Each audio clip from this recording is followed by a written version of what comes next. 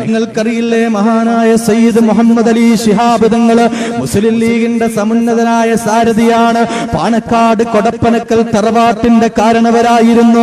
വഫാത്തായ മഹാനായ പാണക്കാട് സയ്യിദ് മുഹമ്മദ് അലി ശിഹാബ് തങ്ങൾ കാന്തപുരം ഉസ്താദുമായി ബന്ധപ്പെടുന്ന ആളായിരുന്നു. കാന്തപുരം ഉസ്താദുമായി സൗഹൃദം പങ്കിട്ട ആളായിരുന്നു.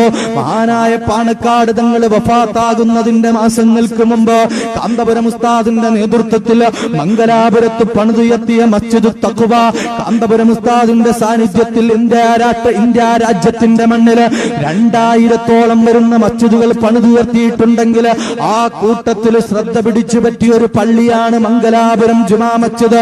ആ മംഗലാപുരം ജുമാ മസ്ജിദിന്റെ മഹത്തായ ഉദ്ഘാടന ചടങ്ങിൽ പങ്കെടുത്തു പാണക്കാട് സയ്യിദ് മുഹമ്മദ് അലി ശിഹാബ് തങ്ങൾ. അഭിവന്ദ്യരായ താജുൽ ഉലമ ഉള്ളാൾ തങ്ങളോടും കാന്തപുരം ഉസ്താദിനോടുമൊപ്പം വേദി പങ്കിട്ടു. എന്നിട്ട് പാണക്കാട് തങ്ങൾ കാന്തപുരം ഉസ്താദിന്റെയും ഉള്ളാൾ തങ്ങളുടെയും കൂടെ നിന്ന് നിസ്കരിക്കുകയാണ്.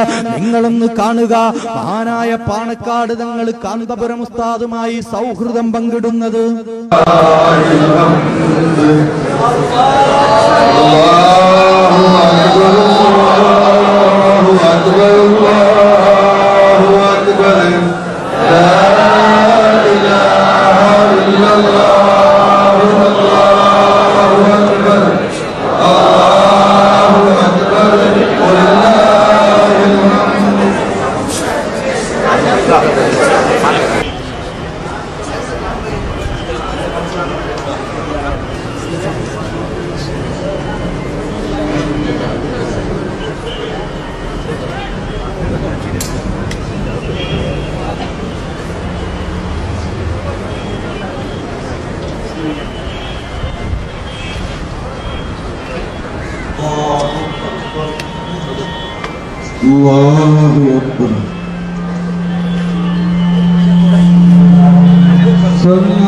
ഇനിയോ സുഹൃത്തുക്കളെ, കഴിഞ്ഞ മർക്കസ് സഖാഫത്ത് സുന്നിയുടെ സമ്മേളനം നടന്നു. അതിന്റെ തൊട്ടുമുമ്പ് പാണക്കാട് തങ്ങളുടെ അടുക്കലേക്ക് മർക്കസിലെ വിദ്യാർത്ഥികൾ ചെല്ലുകയാണ്.